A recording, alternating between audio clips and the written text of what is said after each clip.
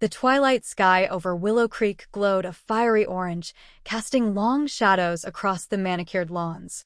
Jamal Carter, a wiry 16-year-old with a basketball dangling from his fingertips, trudged home from practice. His gray hoodie clung to his sweat-dampened back, and his earbuds pulsed with hip-hop. His backpack bounced with each step, stuffed with books and a gym towel. It was just another evening, until Karen Whitmore turned it into a war zone. Karen stood in her pristine front yard, her thin hands gripping a hose as she tended her roses with obsessive precision. Her colonial house loomed behind her, a shrine to her self-appointed role as neighborhood watchdog. When Jamal cut across her lawn, his sneakers grazing her grass, her eyes narrowed. To her, he wasn't a local kid, he was a menace. Her lips pursed as she dropped the hose, water pooling at her feet, and yanked her phone from her apron. 911? What's your emergency? The dispatcher asked. This is Karen Whitmore, 142, Elm Street, she snapped, her voice sharp with urgency. There's a suspicious male trespassing in my neighborhood. Young, black, hoodie, backpack, he's up to no good. Send someone now. She brushed off the dispatcher's questions with a terse hurry and hung up, stepping to her porch to watch Jamal vanish around the corner. A smug grin tugged at her lips. She'd sounded the alarm. Minutes later, a patrol car screeched onto the block, its lights cutting through the dusk. Officers Daniels, a burly man with a hand near his holster, and Ruiz, a wiry woman with a steely glare, stepped out. Jamal, now a block from home, sensed the shift and slowed, tugging an earbud free. The music faded, replaced by his racing heartbeat as the officers approached. Stop right there. Daniels barked, his voice booming. Hands up. Jamal's stomach dropped. He let the basketball roll into the gutter and raised his hands. What's happening? He asked, his voice trembling. I didn't do anything. We got a call, Ruiz said, circling him.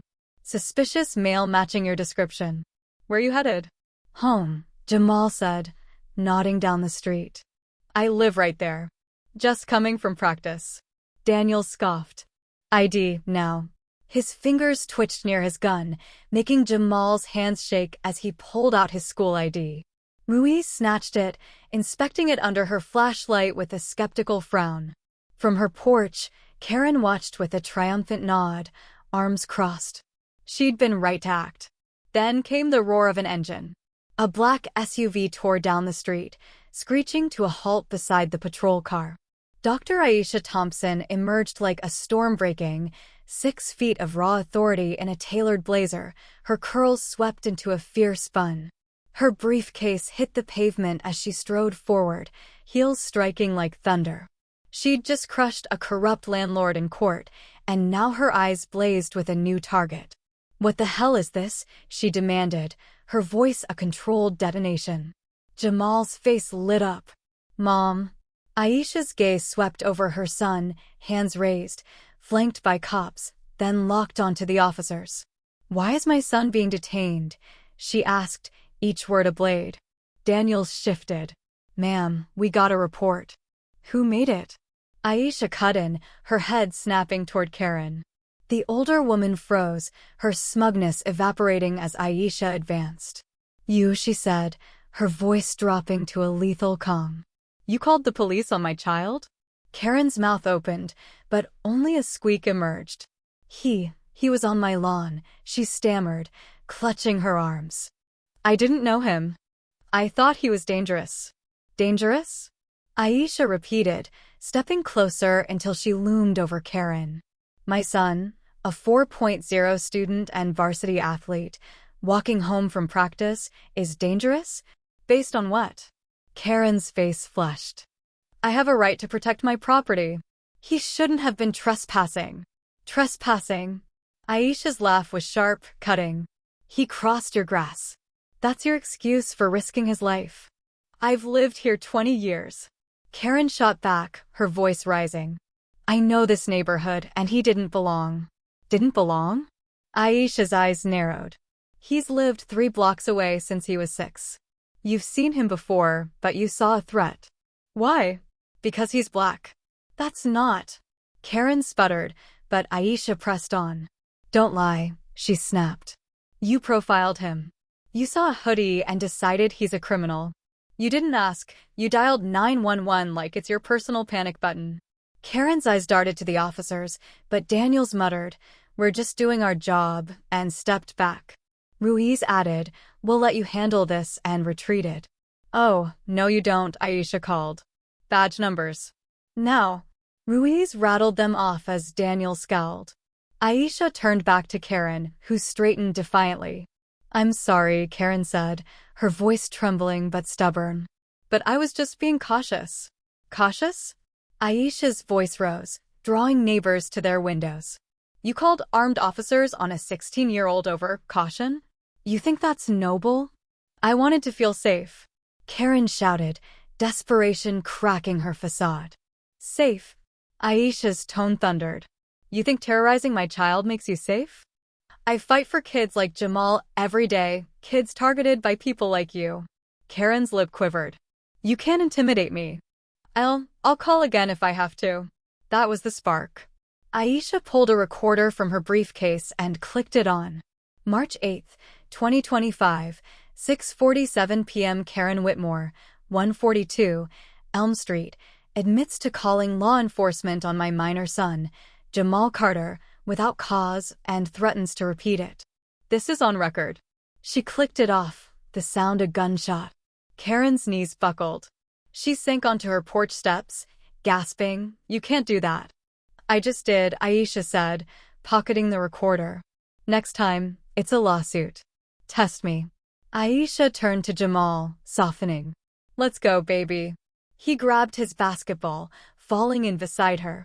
As they walked away, Karen sat frozen, Aisha's card crumpled in her hand.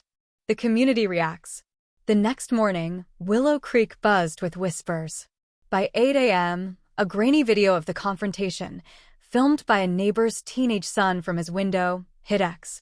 The clip, captioned "Karen vs. Power Mom," showed Aisha's towering presence, her recorder click, and Karen's collapse. It racked up 50,000 views in hours. At the local coffee shop, opinions clashed. "She overreacted," said Tom, a retiree sipping his latte. "Kid was just walking." Across the room, Linda, Karen's bridge partner, defended her. "She's alone, older, cut her some slack." But slack was scarce online. X exploded with hashtags, #JusticeForJamal and #KarenStrikesAgain. Aisha's recorder moment became a meme, "When you mess with the wrong mom," shared with laughing emojis. Local activist groups tagged Aisha, praising her as a hero. One post read, "Dr. Thompson just gave us all a masterclass in standing up." By noon, a dozen neighbors gathered outside Karen's house, holding signs, "No more profiling," and "Jamal belongs." A young mother, Maria, shouted through a megaphone, "We're tired of this. Our kids deserve better." Karen peeked through her blinds, her face pale, as the crowd chanted. The HOA called an emergency meeting that evening. Karen, usually a vocal member, sat silent as residents debated. "She's gone too far," said Mr. Patel, a father of two. "My son wears hoodies, should I worry next?" Linda tried to argue, "She's just cautious," but was drowned out by murmurs of agreement with Patel. On X, someone dug up Karen's old posts, complaints about loud teens and outsiders fueling the fire. A local news van arrived by dusk, a reporter interviewing Maria. "This isn't just about Jamal, it's about all our kids." Karen's phone buzzed with texts from former allies. "You messed up, Karen." By nightfall, a petition circulated online, demanding an apology and bias training for the neighborhood watch. It hit 1,000 signatures in hours. Aisha, meanwhile, sat with Jamal at home, scrolling through the chaos. "Didn't expect this," she said, smiling faintly. Jamal grinned. "You're trending, Mom." "Good," she replied. "Let them learn." Back on Elm Street, Karen locked her doors, the chants echoing in her ears.